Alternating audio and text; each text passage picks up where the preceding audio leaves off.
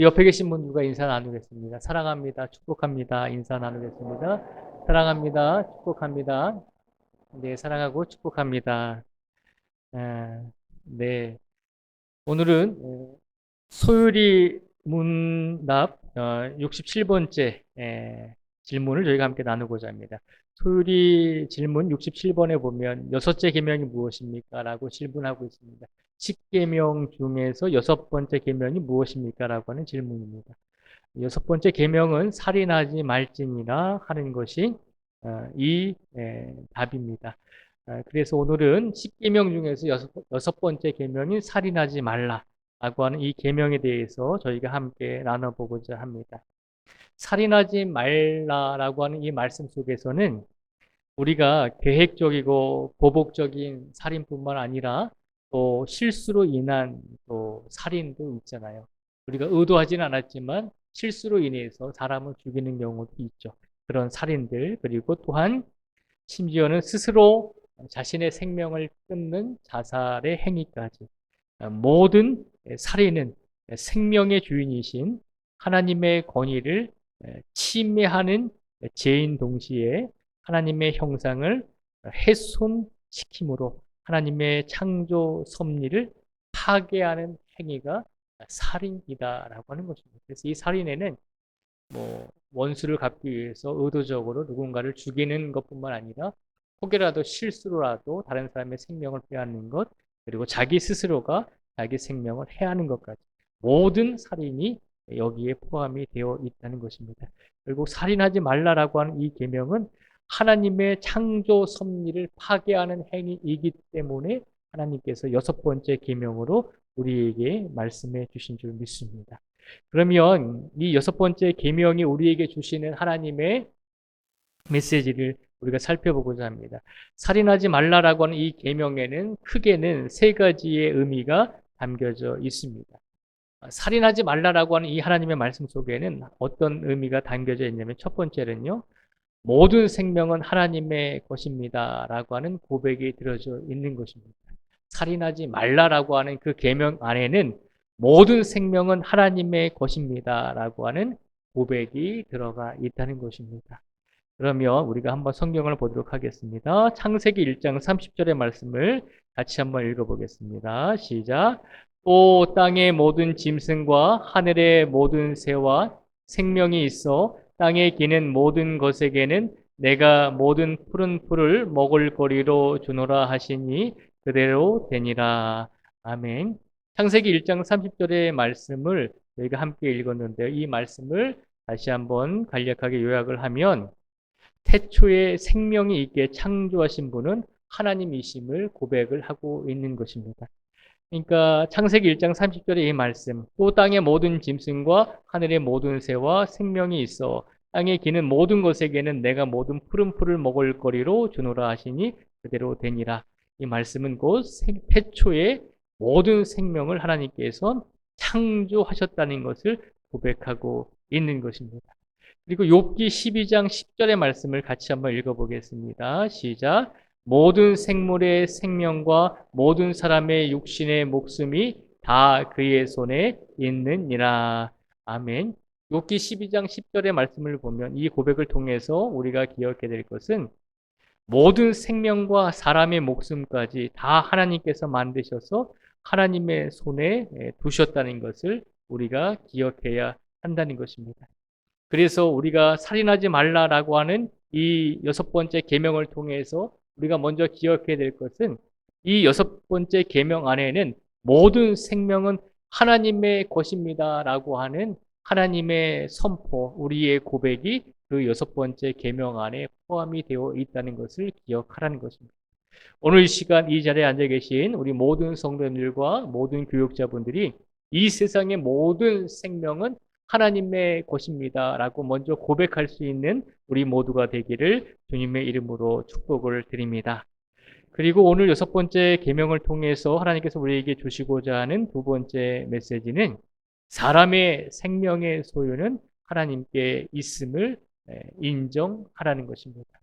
우리가 가지고 있는 우리의 생명, 우리의 목숨값은 우리의 것이 아니다. 내 것이 아니라 우리 생명의 소유는 하나님께 있음을 고백할 수 있어야 된다는 것입니다.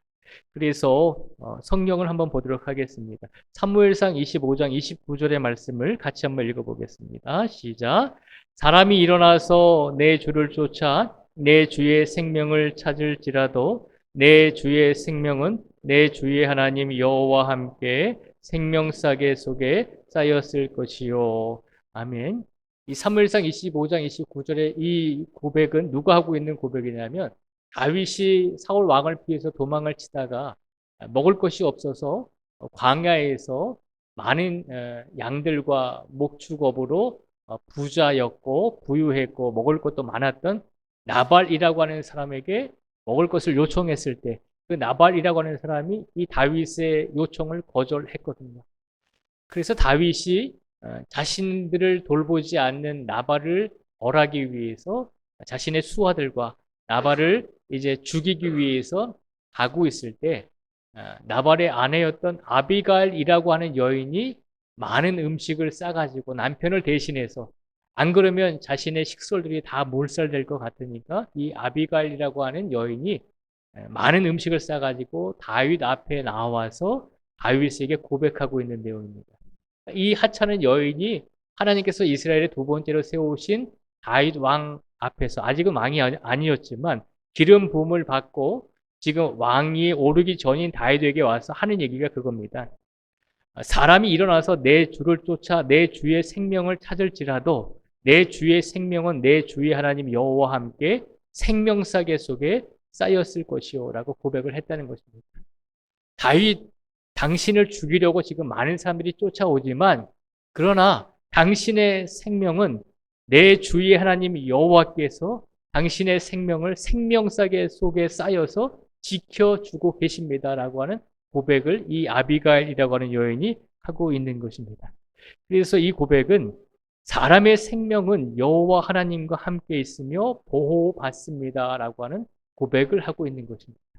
그렇잖아요. 과거에 보면 우리 자녀들, 어린 아이들, 또 아이들이 태어났을 때 남자 아이들은 그래도 노동력의 가치가 있는 것으로 생각해서 남자 아이들은 좀 더 대우를 받았잖아요. 그러나 여자 아이들 같은 경우에는 과거에는 거의 다 농경 문화였기 때문에 농경 문화에서는 인력이 중요했잖아요. 일할 수 있는 사람이 중요했잖아요. 그래서 여자보다는 남자를 더 선호했고 그래서 남자가 태어나든 여자가 태어나든 그 자녀들은 부모의 소유물로 생각을 했거든요. 일할 수 있는 노동력의 한 자원으로 생각을 했거든요. 그래서 자녀를 팔기도 하고 또 딸들 같은 경우에는 뭐 다른 데 시집 보내면서 그에 대한 대가로 돈을 받기도 하고 그렇게 자녀들을 자신의 소유로 생각을 했거든요. 그런데 각 사람에게 주시는 생명의 주인은 하나님이심을 기억하라는 것입니다. 사람의 생명은 여호와 하나님과 함께 있으며 그 하나님께서 지켜주시기 때문에 이 세상에서 호흡하면서 살아가는 것이지 부모의 소유권이나 어떤 사람의 소유권, 뭐 종을 사거나 노예를 사서 내 소유물이다. 한 사람의 생명을 내 소유권으로 주장해서는 안 된다는 것입니다. 그래서 이 아비가일이라고 하는 여인이 다윗 앞에서 그렇게 고백을 하고 있는 것입니다. 당신의 생명은 여호와 하나님께서 지켜주고 계십니다. 아무리 당신의 적들이 사울 왕이 다윗을 죽이려고 할지라도 당신의 생명은 하나님께서 지켜주고 계시기 때문에 나는 그것을 믿습니다. 라고 하면서 다윗 앞에서 고백을 하고 있는 것입니다. 그리고 요한복음 5장 26절의 말씀을 한번 같이 읽어보겠습니다. 시작. 아버지께서 자기 속에 생명이 있음같이 아들에게도 생명을 주어 그 속에 있게 하셨고 아멘. 요한복음 5장 26절의 말씀은 예수님께서 해주고 계신 말씀입니다. 예수님께서 뭐라고 말씀하시냐면 아버지께서 하나님께서 자기 속에 생명이 있음같이 아들에게도 생명을 주어 그 속에 있게 하셨다는 것입니다. 하나님과 예수님은 동등하신 분이잖아요. 하나님과 예수님과 성령님은 삼위일체 한 분이신 하나님이시잖아요. 세 가지의 역할을 감당하고 계시지만 하나님과 예수님과 그리고 성령님은 한 분 하나님이심을 우리가 고백하잖아요. 그렇기 때문에 아버지께서 하나님 안에 있는 생명이 당연히 이 땅에 육신의 몸을 입고 오신 아들 예수 그리스도 안에도 하나님께서 가지고 계신 그 생명이 함께 존재하고 있다는 것입니다.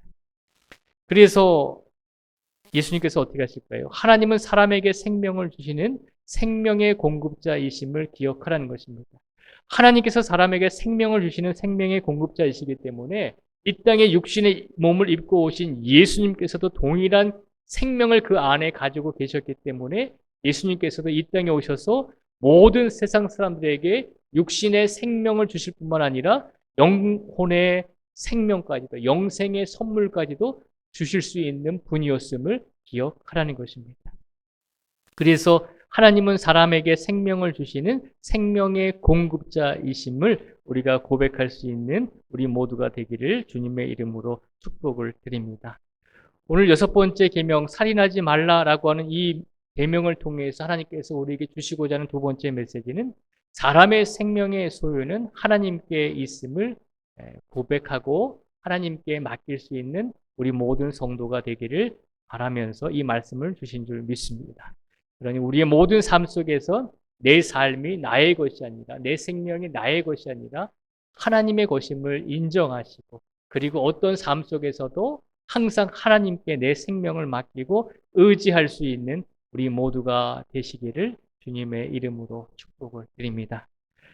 또한 오늘 6번째 살인하지 말라라고 하는 이 계명을 통해서 하나님께서 우리에게 주시고자 하는 3번째 메시지가 있습니다. 그 3번째 메시지는 뭐냐면 살인은 하나님이 엄격하게 금하신 법임을 기억하라는 것입니다. 그렇잖아요. 십계명은 하나님께서 이스라엘 백성들에게 주신 하나님의 말씀이며 법입니다. 법이라고 하는 것을 잊지 말아야 된다는 거죠. 특히 살인은 하나님이 엄격하게 금하신 법이라고 하는 것을 기억해야 한다는 것입니다. 그래서 출애굽기 20장 13절의 말씀을 다시 한번 읽어보겠습니다. 시작. 살인하지 말라. 아멘. 하나님께서 분명히 10가지 계명 중에서 6번째 계명으로 5번째 계명은 내 부모를 공경하라라고 하는 거였잖아요.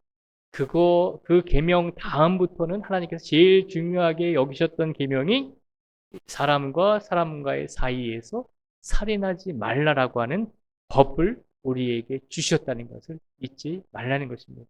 십계명이라고 하는 것은 우리가 지켜도 되고 안 지켜도 되고 하는 그런 말씀이 아니라 우리가 분명히 지켜야 되는 하나님의 법이라고 하는 것을 늘 기억하라는 것입니다. 그래서 살인하지 말라라고 하는 것은, 살인을 금지한 것은 사람이 아니라 하나님이심을 다시 한번 기억하라는 것입니다.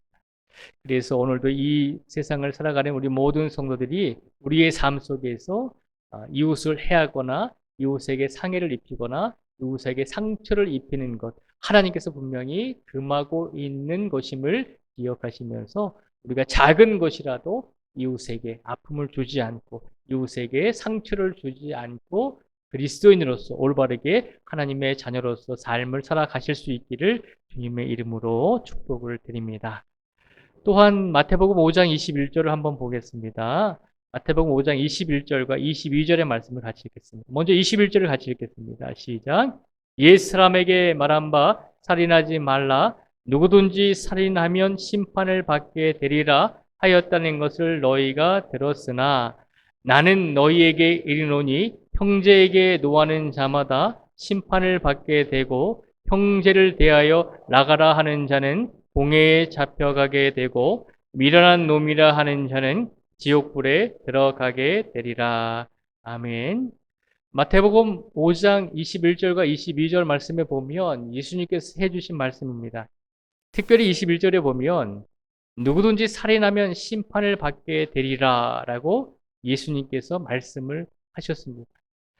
분명히 구약 시대 때부터 이스라엘 백성들이 출애굽한 지 2년째 되는 해에 하나님께서 시내산에서 십계명을 주셨거든요. 그러니까 출애굽할 때부터 하나님께서 너희들에게 살인하지 말라라고 하는 이 말씀을 법으로 만들어 주셨다는 것을 기억하라는 것입니다. 그런데 더 중요한 것이 있죠. 거기다가 예수님께서 한 가지를 더 붙이셨죠. 무엇을 붙이셨습니까? 나는 너희에게 이르노니 형제에게 노하는 자마다 심판을 받게 되고 형제를 대하여 나가라 하는 자는 공회에 잡혀가게 되고 미련한 놈이라 하는 자는 지옥불에 들어가게 되리라 라고 예수님께서 말씀하셨습니다. 살인하는 것도 나쁜 것이지만 예수님께서 분명히 이렇게 말씀하셨습니다. 형제에게 노하는 자들도 심판을 받게 될 것이다 라고 하는 것입니다. 노하는 것도 분명히 죄에 속한다는 것입니다. 그리고 형제를 대하여 나가라. 이것은 이제 이스라엘 사람들의 욕입니다. 나가라라고 하는 욕인데, 욕에 속하는 단어인데요. 형제에 대해서 욕하는 자도 공회에 잡혀가게 되고, 또 형제를 가리켜서 미련한 놈이라 하는 자도 지옥불에 들어가게 되리라 라고 하는 것입니다. 예수님께서는 살인하는 것도 죄일 뿐만 아니라 형제에게 노하는 것도, 또 형제에 대하여 욕하는 것도, 또 형제에 대하여 미련한 놈이라라고 그렇게 상처를 주고 아픔을 주는 것도, 그것도 죄에 한다라고 분명히 예수님께서 말씀을 하셨습니다. 이 모든 죄를 지은 사람들은 결국에는 살인에 속한다는 것이죠. 사람의 생명만 빼앗은 것만 살인이 아니라 사람에 대해서 노하거나 사람에 대해서 욕하거나 사람에 대해서 미련한 놈이라 상처를 주는 것도 살인하는 것과 마찬가지에 속해서 엄한 심판을 받게 된다는 것입니다. 우리가 가만히 생각해 보면 마태복음 5장 22절 말씀에 보면 살인하는 것은 하나님께서 십계명으로 주신 것이니까 그것까지는 이해가 되겠는데 왜 예수님께서는 노하는 자도 심판을 받게 될 것이고 욕하는 자도 심판을 받게 될 것이고 또 미련한 놈이라고 상처를 주는 것도 심판을 받게 될 것이다라고 왜 그렇게 말씀을 하셨는가라고 우리가 질문을 해볼 수 있거든요. 그렇게 예수님께서 이렇게 말씀하신 이유는 뭐냐면 살인이라고 하는 것은 어떤 결과로서 나타나는 거잖아요. 행위의 결과잖아요. 살인이라고 하는 것은 행위의 결과라고 하는 거죠. 어떤 우리 행동의 결과로서 살인이 일어나는 것이죠. 그런데 행위의 결과로서 살인이 일어나는데 그러면 그 결과로서의 살인의 원인은 어디에 있는가라고 하는 겁니다. 행위의 결과로서 살인이 일어났는데 행위의 결과로서 살인의 원인을 찾아보면 그 원인은 어디에서부터 출발할까요? 사람을 미워하는 것부터 출발을 한다는 거죠. 그 원인, 내가 누구를 미워합니다. 그것이 원인이 되는 것이죠. 근데 그 원인이 행위로 어떻게 나타나죠? 결국은 그 미움과 질투와 시기와 사람에 대해서 악한 감정을 가지고 있는 그 마음들이 그것이 원인이 되어서 결국에는 자꾸 나를 부추겨서 행위의 결과, 살인으로까지 이어지게 된다는 것입니다. 그러니까 살인의 결과도 나쁜 것이지만 살인의 결과로 나타나는 원인, 처음부터 누구를 미워하거나 사람을 시기하거나 질투하는 것, 그 원인부터 시작해서 살인의 결과가 일어나기 때문에 예수님께서 더 그렇게 말씀을 하신 것입니다. 살인의 결과로서의 살인만 나쁜 것이 아니라 그 살인의 결과의 원인이 되는 사람을 미워하는 것부터 출발하는 것. 내 마음속에 사람을 미워하는 것부터 출발하는 것. 거기서부터가 살인에 속한다는 것입니다. 그러니까 예수님께서 그것을 말씀해주고 있는 것입니다. 살인하지 않은 것으로 만족하지 말고 사람을 미워하는 것. 그것이 원인이 되어서 사람을 죽일 수도 있지 않느냐. 그러니 그 원인부터 해결해야 한다는 것입니다. 그래서 예수님께서는 그렇게 마태복음 5장 21절과 22절의 말씀을 통해서 누구를 미워하는 것부터 시작해서 누구를 시기하는 것부터 시작해서 결국은 살인의 결과까지 이르게 되는데 어쨌든 그 원인, 누군가를 미워하는 것부터 시작해서 누군가를 죽이는 행위의 결과까지 그 모든 것들은 살인에 속하게 된다는 것입니다. 그래서 그 모든 것들은 엄한 심판을 받게 된다는 것입니다. 그래서 이 살인하지 말라라고 하는 6번째 계명이 우리에게 주시는 3번째 메시지는 살인은 하나님이 엄격하게 금하신 법임을 늘 기억해야 한다는 것입니다. 다시 한번 소율이 질문 67번째 질문으로 한번 다시 돌아오겠습니다. 여섯째 계명이 무엇입니까? 라고 하는 질문에 소율이 문답에서는 답을 여섯째 계명은 살인하지 말지니라 하는 것입니다. 라고 우리에게 답을 해주고 있습니다. 특별히 오늘 소율이 문답 67번째, 여섯 번째 계명이 무엇입니까? 라고는 이 질문을 통해서 하나님께서 우리에게 세 가지의 메시지를 주셨습니다. 다시 한번 볼까요? 모든 생명은 하나님의 것임을 잊지 말라는 것입니다. 또 한 가지는 사람의 생명의 소유는 우리에게 있는 것이 아니라 나에게 있는 것이 아니라 나의 생명, 우리 가족의 생명, 우리 신앙 공동체의 모든 성도들의 생명의 소유권은 하나님께 있음을 기억하라는 것입니다. 세 번째로 살인은 하나님이 엄격하게 금하신 법임을 기억하라는 것입니다. 그래서 이 세 가지의 메시지를 늘 기억하시면서 이 세 가지 의미가 여섯 번째 계명, 살인하지 말라라고 하는 이 계명 안에 담겨져 있다는 것입니다. 모든 생명은 하나님의 것이다라고 하는 것, 사람의 생명의 소유는 하나님께 있다는 것, 살인은 하나님이 엄격하게 금하신 법임을 기억하면서 살아가라는 것. 이런 의미로 하나님께서 우리에게 여섯 번째 계명을 우리에게 선포해 주신 줄 믿습니다. 그러니 우리가 지금까지 살아오면서 나는 사람을 죽이지 않았어. 나는 누군가를 살해하지 않았어. 나는 누군가의 생명을 빼앗지 않았어. 그것으로 우리의 마음을 위로하지 마시고 우리가 누군가에게 상처를 주고 누군가에게 아픔을 주고 누군가를 미워하고 있다면 혹여라도 아직까지 미워하는 마음이 우리 안에 남겨져 있다면 그것까지도 하나님께서는 분명히 조심하고 버리라고 말씀을 하고 계신 것입니다. 그래서 오늘 이 자리에 우리 계신 모든 성도들의 마음속에 평생을 살면서 아직까지 내려놓지 못한 누군가를 미워하는 그런 마음들이 혹여라도 있다면 누군가를 생각하면 자다가도 가슴이 벌떡벌떡 거리면서 우라가 치밀어 오르는 경우가 있으신가요? 그게 우라병이거든요. 그런 우라병이 있으신 분들일지라도 오늘 이 시간부터라도 쉽지는 않겠지만 우리가 조금씩 내려놓을 수 있는 그런 삶을 살게 해달라고. 자녀를 생각할 때 우라가 치밀어 오를지라도 우리 이웃을 생각할 때 화가 치밀어 오를지라도 우리는 그리스도인이잖아요.